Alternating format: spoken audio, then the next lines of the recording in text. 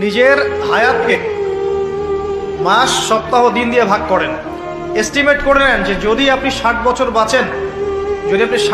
বাঁচেন, তাহলে কত বছর চলে গেছে আর কত বছর আছে, কত দিন আছে।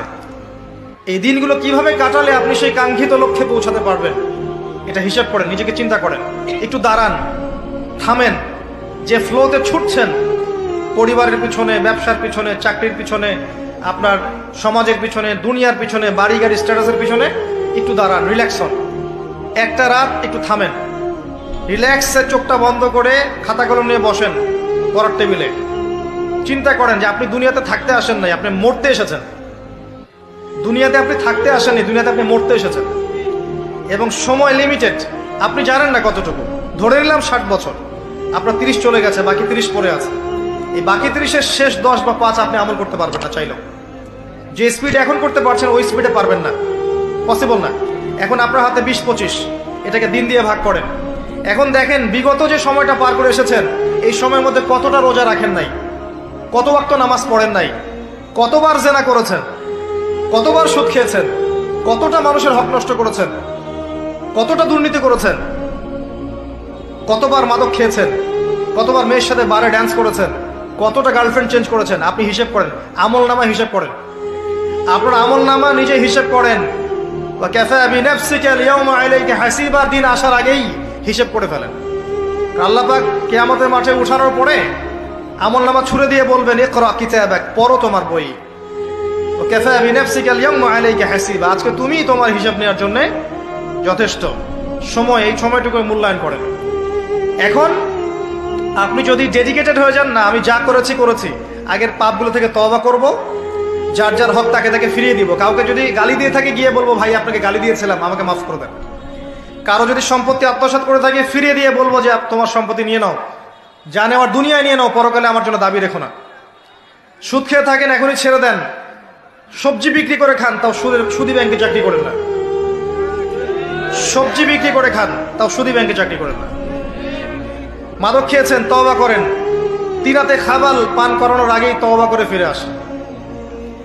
রোজা রাখেন নাই, হিসেব করেন কতগুলো রোজা রাখেন নাই, চেষ্টা করেন আদায় করে দেওয়ার জন্য, চেষ্টা করেন। হ্যাঁ, খালেস তওবা করলে আল্লাহ হয়তো এমনি মাফ করে দিবেন, বরং আল্লাহ গুনাহকে নেকি দিয়ে পরিবর্তন করে দিবেন, এমনটা আল্লাহ পাক ওয়াদা করেছে। লালসাময় একটা জিনিস, লোভ, মরিচিকা, মায়াজাল।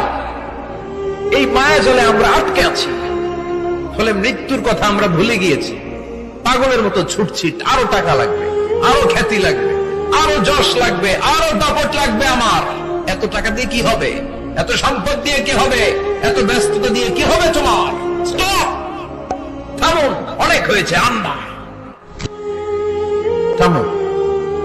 Take a rest, take a breath, and think about death. Think that you have to go back to your Lord. একটু বসেন না, একটু ভাবেন যে আমাকে চলে যেতে হবে। এই কোলাহল, এই ব্যস্ততা, এগুলো থাকবো না আমি। সাইয়েদনা ওমর ফারুক বলেছেন, মুতু ক্বাবলা আন তামুতু, মরার আগে একবার মরো। হাসিবু ক্বাবলা আন তুহাসাবু আলাইকুম, তোমার হিসাব নেওয়ার আগে তুমি একবার নিজের হিসাবটা করো না। কাগজ বের করে একটু লিখো না কি কি ভালো কাজ করছিলা, যেগুলো দিয়ে নাজাতের ওয়াসিলা হতে পারে। 1, 2, 3, আর কি কি আকাম কুকাম করছো দেখো না, লিখে দেখো তোমার অবস্থাটা কি। মরার আগে একবার মরো। মরার আগে খাটের মধ্যে শুয়ে শটান করে চোখ বন্ধ করে একবার মরার ভান করে দেখেন কেমন লাগে। চোখটা বন্ধ করেন আর ভাবেন আপনি নাই, কি কি হতে পারে ভাবেন। আপনার ছেলে মেয়েরা কান্না জুড়ে দিবে, আপনার প্রাণের স্ত্রী বিলাপ শুরু করে দিবে, বন্ধু বান্ধবের চিৎকার আর মাতম, স্থানীয় এলাকার মসজিদে ঘোষণা, অমুক এলাকার নিবাসী অমুক ভাই, অমুকের ছেলে অমুক দুনিয়ায় নাই। সব আত্মীয়রা চলে আসবে, ফেসবুকে স্ট্যাটাস দেয়া হবে, সবাইকে জানাবে বিকাল 4টায় অমুক হাই স্কুল ময়দানে আপনার জানাজা। ছুটে আসবে, সবাই ছুটে আসবে আপনাকে শেষ বিদায় দিতে, গুড বাই জানানোর জন্য, আল ওয়াদা, বিদায় জানাতে আসবে সবাই।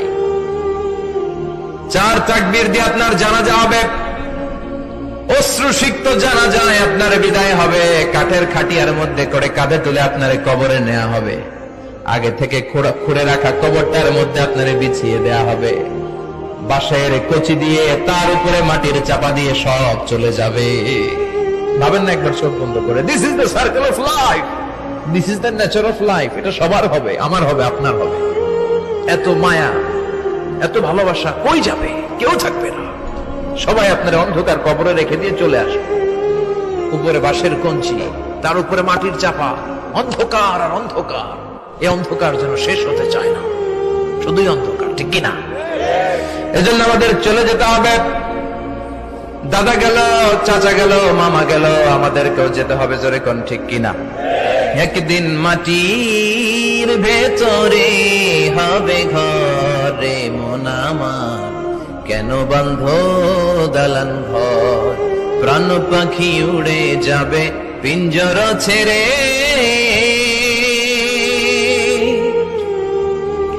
ধরা ধামে সবই রবে, তুমি যাবে চলে। বন্ধু বান্ধব যত, মাতা পিতা যারা সুত, সবই হবে তোমার পরে। মন আমার কেন বান্ধ দালান ঘর? একদিন মাটির ভেতরে হবে ঘরে মন আমার, কেন বান্ধ দালান ঘর? ঠিক কিনা?